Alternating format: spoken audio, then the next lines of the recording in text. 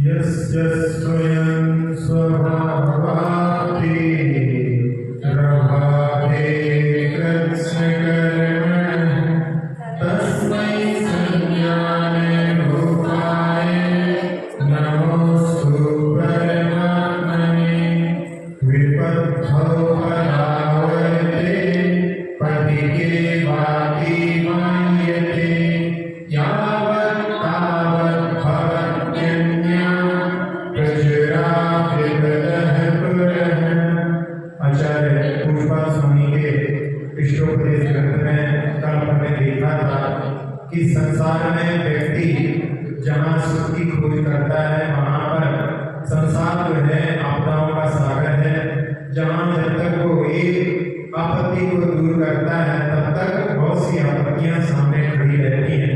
और उदाहरण में दिया कि जैसे ग्रहण की एक बाल्टी खाली होती है, बहुत सारी बाल्टियां वहां पर भर करके तैयार रहती हैं। अब शिष्य कहता है कि ये आपत्तियां विपत्तियां गरीब लोगों पर आती हैं, संपत्तिशालियों पर आपत्तियां कहाँ आती हैं? तो संपत्तिशाली तो सुखी रहते हैं, इसलिए संपत्ति धन के माध्यम से सुख का अर्जन किया जा सकता है। तो उसकी इस बात को सुनकर के आचार्य पुष्पा महाराज उसके लिए उत्तर देते हैं। दुर्जेन सुरक्षेण नश्वरेण धनादिना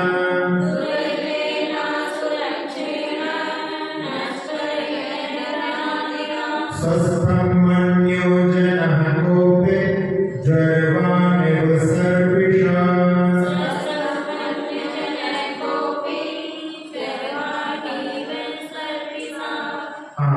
इस काव्य में आचार्य महाराज कह रहे हैं कि जिस धन के लिए जो अर्जन किया जाता है तो बड़ी मुश्किल से उसका अर्जन होता है, और जहाँ जब उसकी सुरक्षा में भी बहुत सारा प्रयास करना पड़ता है, बहुत उठाना पड़ता है, और धन जो संपत्ति होती है वो नष्ट भी हो जाती है।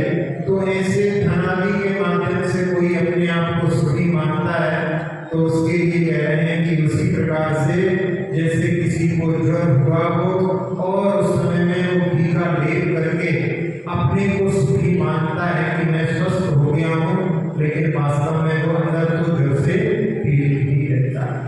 तो जहाँ मनुष्य के लिए धन के माध्यम से बहुत सारे सुखों की विषयों की प्राप्ति हो जाती है, बाकी सारे जीवों के लिए धन की आवश्यकता नहीं पड़ती, केवल मनुष्यों में ही धन से कार्य चलता है। तो जहाँ धन को वो सोचता है कि इसके माध्यम से हमारे लिए सुख प्राप्त होगा, तो यहाँ आचार्य महाराज कह रहे हैं कि जब किसी से मित्रता करते हैं तो उसके गुण दोषों पर विचार करना चाहिए। तुम धन से मित्रता करके सुख प्राप्त करना चाहते हो तो उसके यहाँ पर बता रहे हैं कि किस प्रकार का वो धन है, और जब उसके स्वभाव से परिचित होगे तो तुम्हें समझ में आएगा कि धन को अर्जन करने में कितना दुख उठाना पड़ता है, और धन के रहे सुरक्षा में भी रातों की नींद जो है गंवाना पड़ती है, और उसके बाद में भी धन रहे साथ में कोई भरोसा नहीं। जहाँ सुरक्षा में भी रखा हुआ धन चुरा के जाते हैं, नष्ट हो जाता है। तो इसलिए उस धन के बारे में विचार करो कि उस धन से सुख मिलेगा कि वो धन भी जो है तो के लिए कारण होगा। जहाँ अर्जन की बात आती है, लोग धन अर्जन करने के लिए कितना पुरुषार्थ करते हैं। जहाँ भगवान की आराधना भी करते करते मन में कि आज अच्छी दुकान चले, आराधना के पीछे भी वहां पर धन की लालसा, वो सोचता है कि भगवान की आराधना से अच्छा जो है धन का अर्जन होगा। और जब दुकान पर जाता है तो पहले दुकान के ही पैर पड़ता है, और फिर कहीं अगरबत्ती भी लगाता है, कभी जो है बहुत सारे कि बस ग्राहकों की पंक्ति चलती रहे। और उसमें जब कभी सुन करके कि देखो ये सब मूर्ताएं हैं, अपन जब 3 लोग नाम की आराधना करके जा रहे हैं, फिर इधर उधर क्यों अपने लिए वहां पर जो है झुकने का और अगरबत्ती आदि के चक्कर में पड़ने का, तो वो सोचता है चलो ठीक है सुन करके कि जब ऐसा नहीं करना चाहिए तो आज करके देखते। और जब दुकान पर गया और बैठ गया, खोल करके कहीं पर कुर्सी लगाया, अब थोड़ी देर में देखता है कि पड़ोसी के यहाँ कोई ग्राहक पहुंच गया, तो वो सोचता है कि देखो आज हमने धूप नहीं दी, आज हमने अगरबत्ती नहीं जलाई, इसलिए जो है ग्राहक नहीं है। तो उसमें सोचता है कि मेरी देर नहीं हुई है, अभी निकल कर दिया। तो ऐसे जो है धन कमाने के लिए व्यक्ति कितने प्रयास करता है। जहाँ कई लोगों का जो पूर्व का पुण्य होता है, वो दुकान पर नहीं जाए तो भी उनको फोन आ जाता है और उनके माध्यम से उनको ऑर्डर मिल जाते हैं, और यहाँ पर 8-8, 10-10, 12-12, 16-16 घंटे भी बैठते हैं और फिर भी कमाई नहीं होती। तो ऐसे जो है जिस धन को अर्जन करने के लिए कितनी प्रयास करता है। जब दुकान नहीं चलती तो फिर आस पास में जो है बाजार में भी जा करके, साप्ताहिक बाजार लगते हैं, उनमें भी माल ले जाते हैं, बस के ऊपर रख करके चढ़ा करके फिर वहां उतार करके और उसको जो है दुकान आदि लगाते हैं, फिर रात में सब बांध करके और फिर लौट करके घर। कितनी मेहनत करते हैं। पहले के समय में भी जो बुजुर्ग लोग हैं उन्होंने ऐसे ही घोड़ों पर सामान ले जाकर के बंजी करते थे, जाकर के छोटे छोटे गांव में जहाँ मेले लगते थे, फिक्स रहते थे कि 7 दिन कहाँ मेले लगते हैं, रोज कहीं ना कहीं जाना। तो ऐसे जो है धन अर्जन करने के लिए जाते, और जिसके बारे में बताया था कि जहाँ न जाए गाड़ी वहां भी पहुंच जाए मारवाड़ी, तो उसमें व्यापार धन अर्जन करने के लिए विदेशों में भी जो है चक्कर काटने से नहीं छूटता। उसमें जो है सब जगह जाकर के प्रयास करने के लिए, धन के लिए प्रयास करता है। तो यहाँ पर कह रहे हैं कि उस धन के अर्जन के लिए कितनी जो है मेहनत उठानी पड़ती है। तो फिर धन का अर्जन हो गया है तो उसकी सुरक्षा में उसके लिए रातों की नींद गंवानी पड़ती है। कब कोई चोर चुरा ले जाए कोई भरोसा नहीं। सुरक्षा में रखी हुई सामग्री भी जो है घर के जो सुरक्षा के लिए तैनात किए हुए हैं वही जो है उसको चुरा करके ले जाते हैं। बैंकों में रखी हुई सामग्री भी है, कई बार जो है सुनने में आता है लॉकर खोला, लॉकर में से सामग्री गायब हो गई। तो जहाँ सुरक्षा के लिए रखा था वहीं से भी गायब हो जाए फिर तो क्या कह सकते। तो ऐसे धन में जहाँ सुरक्षा करने के लिए प्रयास करता है और उसके बाद में भी कई बार जो है वहां पर हानि देखी जाती है। तो ऐसे जो है धन को अर्जन करने में भी कितनी जो है जहाँ पीड़ा होती है, सुरक्षा में भी कितनी जो है संकट उठाना पड़ता है। कई आपको उदाहरण सुनाए थे कि जहाँ धन के लिए, सुरक्षा के लिए व्यक्ति कितने प्रयास करता है। जब एक बार एक बस में एक व्यक्ति बैठा और उसमें अपनी पत्नी के साथ में अभी कहीं एटीएम से उसने पैसे निकाले थे, पैसे बटुए में रखे हुए थे, और बस में चढ़ने के बाद में जब पत्नी ने बटुआ खोल करके देखा तो उसमें बटुआ गायब था, और वो अपनी सास जिनका इलाज होना था उनके लिए 40,000 रुपये निकाले थे, और जब वो पूरा बटुआ ही चाहा तो वो बेहोश हो गई। और वो बेहोश हुई तो उसका पति वहां पर जो है बोलने लगा कि नहीं हमारा जो है बटुआ चला गया। तो उसका जो कंडक्टर था बस का उसने कहा कि आपकी पत्नी जब ऊपर चढ़ रही थी तो 3-4 महिलाओं से टकराई थी, वो ना हो उन्हीं ने निकाला, और आप जल्दी से जाओ। और वो जो है उनका भैया बताता है, वो कहता है कि मेरी पत्नी को संभालना, और वो जो है उतर करके एक दूसरी बस को जो है पकड़ करके विपरीत दिशा में जहाँ से आए उस पर जाता है। और इसी बीच में वो फोन करके अपने मित्रों को भी बताता है।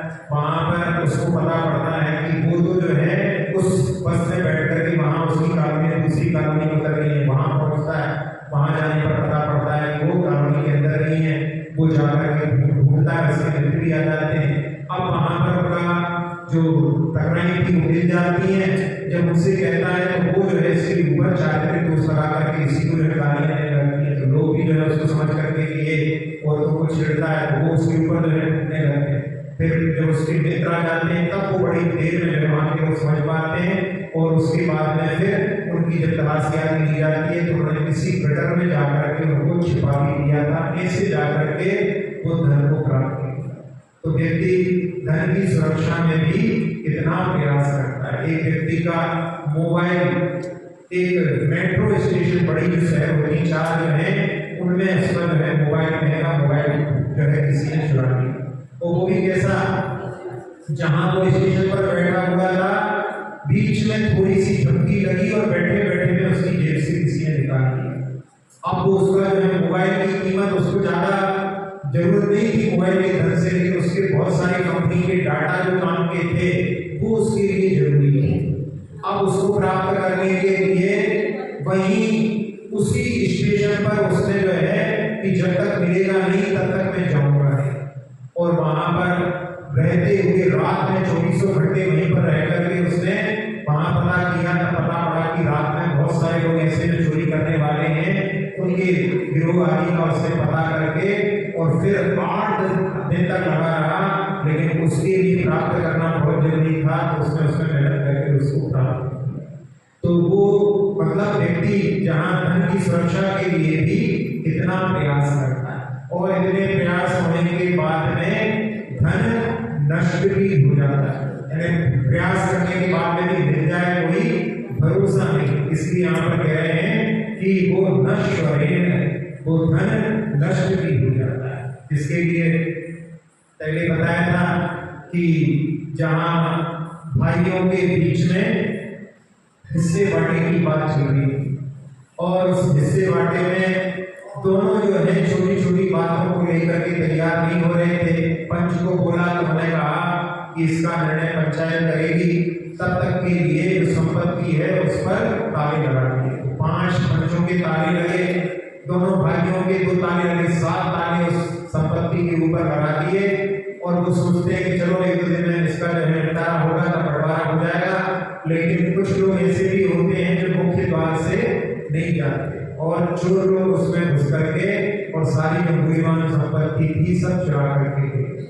और उसके बाद में जब उन्होंने देखा तो अब कुछ पता नहीं अब क्या बंटवारा करो, जिस चीजों पर लड़ रहे थे वो ही बची। जहाँ दुकान आदि की छोटी छोटी बातों पर ध्यान दे रहे थे, अब वो कहते हैं कि भैया ये वाली दुकान तुम ही ले लो, तो कहते हैं ये वाला मकान तुम ही ले लो। तो उस समय में जब वहां पर उनके बीच में जब इस प्रकार का वो मेल मिलाप देखते हैं तो लोग कहते हैं कि ये भरत मिलाप 2-4 दिन पहले कर लेते तो क्या बिगड़ जाता, वो संपत्ति तो नहीं जाती। तो ऐसी संपत्ति जो है प्रयास करने के बाद में भी नष्ट हो जाती है। तो यहाँ पर उस धन के लिए जिसके लिए व्यक्ति इतना प्रयास करता है और उस धन से अर्जन करके जो है अपने आप को स्वस्थ मानता है। जहाँ जिसके पास में धन बढ़ता है तो उसका कुछ टेम्परेचर बढ़ जाता है, नहीं तो जिसके पास में धन नहीं रहता तो बिल्कुल जैसे टेम्परेचर ही नहीं है। यानी यहाँ पर वो कहने का अर्थ है जो ज्वर का जो शब्द दिया है उसके माध्यम से कि जहाँ जो एक अहंकार की भावना जो धन के माध्यम से आती है वो धन के माध्यम से ही उत्पन्न हो सकती है। जिसके पास धन नहीं है वो वहां पर अहंकार नहीं कर सकता। तो जहां उस धन के माध्यम से व्यक्ति अपने आप को सुखी मानता है तो उसमें उदाहरण दिया गया है कि जैसे जिसके लिए ज्वर हो रहा है और उसके ऊपर एक टीका लेप कर दे तो उसके लिए थोड़ी शीतलता जैसी अनुभूत होती है, लेकिन वास्तव में अंदर का जो ज्वर है वो वहां पर दूर नहीं हुआ है। तो इसी प्रकार से यहाँ धन के लिए जिसके लिए वो इतना प्रयास करता है उसके माध्यम से आकुलता ही उसके हाथ में लगती है। वो भले ही अपने आप को ये माने कि अब बहुत अच्छी संपत्ति एकत्रित हो गई है, अब मैं सुखी होकर के निराकुलता से जो है अपने जीवन को व्यतीत करूंगा, लेकिन धन का स्वभाव ऐसा है कि वो उसको चैन से बैठने नहीं देता। जहाँ और की चाह होती है उसके कार्य में भी पीड़ित होता है, और जहाँ इनके रक्षा करने में और फिर भी उसके बाद में भी नष्ट हो जाता है। तो इसलिए वो धन का स्वभाव तो वहां पर दुख देने वाला ही होता है। तो इसलिए यहाँ कह रहे हैं कि उससे भी अपने आप को कोई सुखी मानता है तो वो जो है केवल एक उसकी गलत धारणा है। वास्तव में धन के माध्यम से सुख प्राप्त नहीं होता। आप लोगों को वो वाला उदाहरण कि जहाँ देखा कि कोई परिवार में बहुत अच्छे से भगवान की भक्ति कर रहे हैं, तो उन्होंने कहा कि अभी इनको जो है पैसे की जोड़ने की जो है अभी लत नहीं लगी है, एक बार इनको ये चक्कर लग जाए, सो जो है 99 के फेर में पड़ जाए तो ये भी सब धर्म ज्ञान भूल जाए। तो सेठ जी ने उनके यहाँ पर 99 रुपए पोटली में बांध करके डाल दिए। कहने लगा देखो इनका, तो 99 रुपए देख करके ये 99 रुपए डाले हैं, इसमें भी 100 होते तो फिर कुछ अपन उसको जमा नहीं करते, 100 कर लेते हैं। तो पुराने जमाने की कथा है जहाँ पर थोड़े थोड़े पैसे एकत्रित करके वो अपना जीवन चलाते थे, उसमें ही थोड़ा सा कमाते थे, उसी को जो है खर्च करके उनका जीवन चल जाता था। लेकिन अब मन में ये इच्छा उत्पन्न हो गई कि अब इसके 100 कर देते हैं। तो जहाँ आने की कमाई होती थी तो उसमें 16 आने इकट्ठे होता, वो जो 16 आने का 1 रुपये होता है तो उसमें उसको करने में कई दिन लग गए, और उसी बीच में कहीं बुखार आ गया, कहीं बीमार हो गए, तो फिर वो जो है खर्च हो जाते। तो वो उसके चक्कर में जब लगा तो पहले जो अच्छे से जो है भगवान की भक्ति भजन आदि करता था वो सब उसका छूट गया।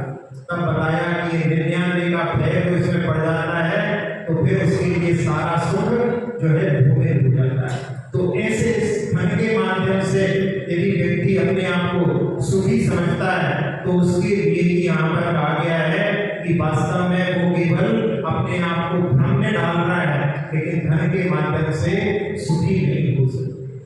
जहाँ हेनरी फोर्ड जो कि बहुत बड़े धनाढ़ व्यक्ति थे, एक बार उनका लड़का ट्रेन से आ रहा था और ट्रेन बीच रास्ते में कुछ ऐसा हुआ कि वो वहां पर जो आगे जाने से अपनी जा सकती है हो गया वगैरह। तब उस समय में वहां पर के भाई जितने भी यात्री हैं उनको सबको कहाँ कहाँ रुकना है क्या है, सबका जो है चेकिंग, जिनके पास टिकट है, जिनके पास टिकट नहीं होगा उनको जेल में जाना पड़ेगा, ऐसा करके चेकिंग चल रही थी। तो हेनरी फोर्ड के लड़के से जब पूछा तो उसने कहा कि मेरे पास टिकट नहीं है। तो कहले चलो फिर जेल में जाओ। रात भर जेल में रहे, सुबह जो है जज के सामने उसको पेश किया, क्यों तुम्हारे पास में टिकट नहीं है तो तुमने टिकट क्यों नहीं लिया? तो उसने जो है जेल में हाथ डाल करके टिकट निकाल करके दिखा दिया। तो जज ने पूछा क्यों, क्या हुआ? तुम तो पहले ही बोल रहे थे कि तुम्हारे पास टिकट नहीं है, रात भर तुम जेल में रहे।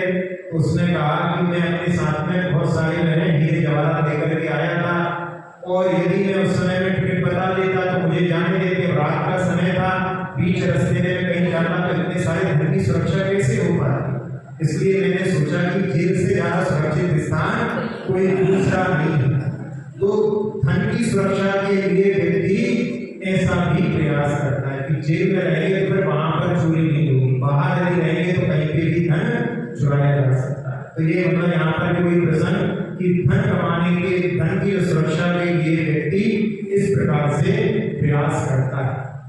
जहाँ पहले भी ये प्रसंग दोपहर की क्लास में दिया था कि व्यक्ति धन में होने के बाद में उसकी जो है और वृद्धि के लिए प्रयास करता है, जबकि जितना है उतने के माध्यम से सुख से अपना जीवन व्यतीत कर सकता है। लेकिन जहाँ धन का स्वभाव है कि वो चैन नहीं रहने देता, और की उसको इच्छा होती है और उसके माध्यम से वो वहां पर सुखी नहीं रह सकता। तो ऐसे धन के लिए जहाँ एक पिण्याक गंध नाम का एक कंजूस व्यक्ति का उदाहरण आता है, वो इतना कंजूस था कि कभी भी जो है भोजन अपना जो रसों से युक्त नहीं करता था, तेल आदि घी आदि का प्रयोग करता नहीं था। क्यों नहीं करता था? वो सोचता था कि यदि घी तेल का प्रयोग करेंगे तो उससे स्वादिष्ट बनेगा, और जब स्वादिष्ट बनेगा तो ज्यादा भक्षण हो जाएगा, इसलिए जो है उसको स्वादिष्ट नहीं बना। और क्या करता था वो, जहां पर जो मूंगफली आदि की खली बनती है, तेल निकालते हैं, वहां पर जाकर के और उनसे पूछा था तुम्हारे यहाँ तो बहुत अच्छी खुशबू आ रही है, तो एक आध खली का टुकड़ा उठा लाता है। अब खली के टुकड़े में जिसमें से तेल निकल के आएगी, फिर उसमें थोड़ी बहुत तेल की गंध आती रहती है, तो उसको वो जो है अपने पास में रख करके भोजन करते समय नाक में सूंघ लेता था, तो तेल की आवश्यकता। फिर जो तेल घी आदि जो है डिब्बों में लेकर के आते हैं और लाने के बाद में फिर कह देता था कि ये पसंद नहीं आया है, तो रह जाता था, तो वो उससे काम चल जाता था। गुड़ की जो बोरियां होती हैं, वो गुड़ की बोरियां ले आता था, गुड़ नहीं खरीदता था, गुड़ की बोरियां जिनमें गुड़ रख करके आता था, तो उनको धो करके उसमें से गुड़ निकाल करके काम चला लेता था। ठीक है, एक मामले में उसकी प्रशंसा करेंगे, ये तो केवल पहले जैसी बात है, लेकिन एक मामले में प्रशंसा करेंगे, उसने अपने घर में ऐसे आईने लगाए थे कि दूसरे के घर का जो प्रकाश है, दीपक का प्रकाश है, उसकी जो है परछाई पड़े और उसके माध्यम से रिफ्लेक्शन से उसके घर में प्रकाश हो जाए, दीपक आदि जलाने की आवश्यकता नहीं पड़े। तो ये तो उसकी समझदारी कही जाएगी कि उसमें जो है निर्भर जाने कोई हिसाबी नहीं होगी। और वो कहता था कि जो सुगंधित तेल बच्चों जो कान में बालों में डाला जाता है, उसको भी खरीदने की कोई आवश्यकता नहीं है। बस केवल जो अच्छे धनी घर के बच्चे हैं, उनके सिर पर प्यार से हाथ फेरो और बस उतना दिया जाएगा कि वो अपना काम चल जाएगा। तो ऐसा जो है व्यक्ति धन के अर्जन में, धन की सुरक्षा में अपने ऊपर भी खर्च नहीं करता। तो ऐसा जो है गंड नाम का जो व्यक्ति था, वो धन के अर्जन में, और उसमें जो उदाहरण आता है कि वो व्यक्ति जिसने पैसे को जोड़ जोड़ करके अपने घर में इतना पैसा इकट्ठा कर लिया था कि उसके लिए जितनी पिता के द्वारा जहां उसके लिए संपत्ति प्राप्त हुई थी, उससे आधी संपत्ति और प्राप्त करके उसने अपने घर में सोने का बैल बनवा लिया और उसमें दूसरे बैल को और बनाने की भावना को लेकर के रात में जहां नदी में बाढ़ आई हुई है और वो उसमें लकड़ियों को इकट्ठा कर रहा था, अपने यहाँ बह करके आई लकड़ियां उनको इकट्ठा कर रहा था। और रात में जब बिजली चमकती है तो वहां रानी अपने महल से देखती है कि देखो ये व्यक्ति कितना गरीब है कि अपनी जान की परवाह न करके लकड़ियां इकट्ठी कर रहा है, इसलिए कुछ संपत्ति मिल जाएगी तो इसका जीवन अच्छा चल जाएगा, ऐसा सोच करके। और वो राजा से कहती है, राजा उसको कहते हैं, तो वो कहता है कि हमें दूसरा बैल बनवाना है। और दूसरे बैल बनवाने के लिए उसे कहते हैं दूसरा बैल जो है हमारे गौशाला से ले जाओ। तो कहते नहीं, आपके यहाँ ऐसा एक ही बैल है। और अगले दिन राजा जब देखने जाते हैं तो उसके उस बैल को देख करके जो स्वर्ण का था, हीरे मोती से जड़ा हुआ था, उसको देख करके राजा जो है वहां पर कि इतनी संपत्ति होने के बाद में भी व्यक्ति सुखी क्यों नहीं है, क्योंकि और की लालसा लगी है। तो ये धन का स्वभाव है, इसलिए जो धन में सुख ढूंढ रहे हैं उनको जो है धन के माध्यम से सुख की प्राप्ति नहीं हो सकती, क्योंकि धन का स्वभाव ही ऐसा है। और जो धन को जहां पर जब समझ लेते हैं कि धन का ऐसा स्वभाव है, तो उसका सही उपयोग कर लेते हैं, वो तो जो है व्यक्ति उस धन के माध्यम से सुखी हो सकते हैं। आप लोगों ने एक और उदाहरण सुना होगा कि एक जबलपुर में एक मड़िया जी क्षेत्र है, वहां पर एक पिसनहारी की मड़िया कहलाती है। एक महिला घरों में जो लोग थे, धनाढ़ लोग थे, वो अपने घर में आटा नहीं पीसते थे, गेहूं को पीस करके आटा पीसना बोलते हैं, तो वो जो है गेहूं पीस करके आटा बनाने के लिए उसके यहाँ पर दे देते थे, तो हमें पीस करके दे देना, क्योंकि जहां पर अधिकतर लोग तो अपने अपने घरों में पीस लेते थे, लेकिन वो इसीलिए उसमें आता ना कि दीदो रात की पिसायो आलोचना पाठ में, तो ऐसा जो है रात में अंधेरे से ही पीसना प्रारंभ कर देते थे। तो वो दिन में भी पीसती रहती थी पिसनहारी की मड़िया, उसमें मड़िया बनवाई, मड़िया ने मंदिर का निर्माण करवाया।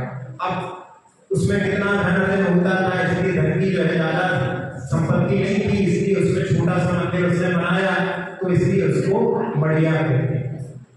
ऐसा ही एक जो है मथुरा के पास से एक कोई मैदान है, वहां पर वो भी कहते हैं कि वहां पर उसने पीस करके धन इकट्ठा किया और उसके माध्यम से वहां पर उसने कुएं का निर्माण किया कि जो भी यात्री निकलते हैं उनको पानी मिले, इसलिए वहां पर उसने कुएं का निर्माण कराया।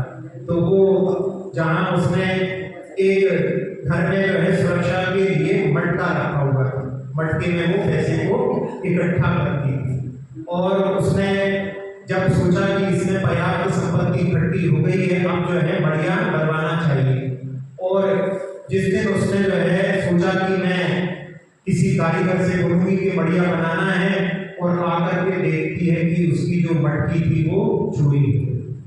अब उसने बड़ी मुश्किल से जो है जोड़ करके, बल्कि अपना भी भोजन जो है काट करके मंदिर बनाने के लिए उसने प्रयास किया था, लेकिन जब वो चोरी हो गई तो उसको थोड़ा खेद हुआ कि मैंने तो अच्छे कार्य के लिए इकट्ठा किया था, लेकिन बाद में उसने सोचा कि हो सकता है उसको मेरे से भी ज्यादा कोई जरूरी काम हो, इसलिए उसने ले लिया। अब उसमें उसके लिए क्या होना, लेकिन उसकी भावना अच्छी थी तो देखा 2-3 दिन के बाद में वो मटकी वापस रख करके चला गया। अब तो उस मटकी से उसने बनवाना प्रारंभ किया, उस मटकी में से धन निकाल करके देती गई कारीगर को। उसने धीरे धीरे धीरे मंदिर का निर्माण किया और मंदिर के निर्माण के बाद में जब ऊपर जो है उसने ढोबल भी बना दिया और उसने ढोबल बनाने के बाद में कहने लगा कि अब इसके ऊपर माली जो है कलश चढ़ाने का समय आ गया है, कलश चढ़ाने के लिए आप हमारे लिए पैसे दो। तो उसने जब कहा कि ठीक है मैं कल बताऊंगी, और उसने अपनी मटकी में हाथ डाला तो अब मटकी खाली हो। अब उसने मन में सोचा कि अब उसके ऊपर कलश चढ़ाना है, कुछ है नहीं है। फिर उसको जो है मन में ऐसा भाव आया कि अपन ने पूरा मंदिर का निर्माण तो चक्की में गेहूं पीस करके बनाया है, अपन इसी के जो पार्ट है उसी को जो है उसके मंदिर के कलश के रूप में चढ़ा दें। और अगले दिन जब वो आया तो उसने कहा भैया ये जो है पार्ट है, इन्हीं को इसके ऊपर चढ़ा दो। तो उसने कहा कि लोग क्या कहेंगे, लोग कुछ भी कहें, हमने तेरे के माध्यम से मंदिर बनाया है तो हमारे लिए यही जो है कलश के समान है। और आज भी वहां पर उसका पार्ट जो है उधर उसके शिखर में लगा हुआ है। और बाद में उसने पूछा कि अब जब तुम चलिए इसको पार्ट को वहां पर चढ़ा दोगी तो फिर तुम अपना भोजन आदि कैसे करोगी, कैसे अर्जन करोगी?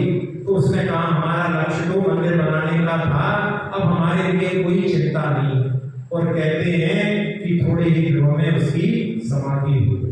तो ऐसे जो है जो धन मिला उसके माध्यम से भी उसने जो कार्य किया, तो वो तो जो है वहां पर धन के स्वरूप को समझ करके उसका सही सदुपयोग करके उसने अपना कल्याण का मार्ग प्रशस्त कर दिया। लेकिन जहां अपन इस काव्य को देख रहे हैं, जिस काव्य में फिर से अपन एक बार उच्चारण करते हैं, दुर्जेना सुरक्षेण नश्वरेण धनादिना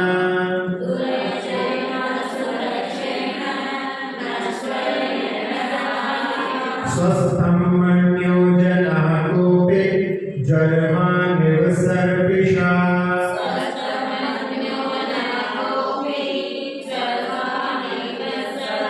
हाँ, यहाँ पर कहा गया है कि प्रश्न किया था सामने वाले ने कि संपत्तिशाली तो सुखी होंगे, तो आचार्य महाराज उत्तर देते हैं कि जो धन बड़ी मुश्किल से कमाया जाता है और उसके बाद में फिर उसकी सुरक्षा में भी कितनी जो है परेशानियों को उठाता है और बाद में उसकी सुरक्षा करने के बाद में भी नष्ट हो जाता है, तो ऐसे ढंग से कोई व्यक्ति अपने आप को सुखी समझता है तो वास्तव में उसी प्रकार से है जैसे किसी को ज्वर हो जाए और वहां पर वो टीका लेकर करके अपने आप को शीतलता से युक्त माने, अंदर भी उसके ताप जहां पर विद्यमान है फिर भी अपने आप को शीतलता से से ज्वर से रहित हो। ऐसे ही धन के जिसके अजन आदि में इतना दुख होता है, उससे भी व्यक्ति कोई अपने आप को स्वस्थ मान रहा है तो वास्तव में केवल वो भ्रम में जी रहा है। तो ऐसे जहाँ की स्वस्थता का जो भाव होता है, अपने आत्मा में स्थित होना, स्वयं में स्थित होना ही स्वस्थता का भाव है। वो जो है बाहर के परिक्रय आदि में आसक्त होने के कारण है स्वस्थता को कोई प्राप्त नहीं कर सकता। तो धन के माध्यम से जो सुखी मानते हैं वो वास्तव में केवल भ्रम में जीते हैं। अक्षर पद मात्रा से दूषित वचन अगर नामहीन रहे और प्रमाद प्रसारित अश्विनी संगत अर्थ विलीन जिनवारी माता मेरी उन सब त्रुटियों को क्षमा करे, दे आशीष जिनमें हम सबको केवल धर्मी रमा मिले। प्राप्त हमें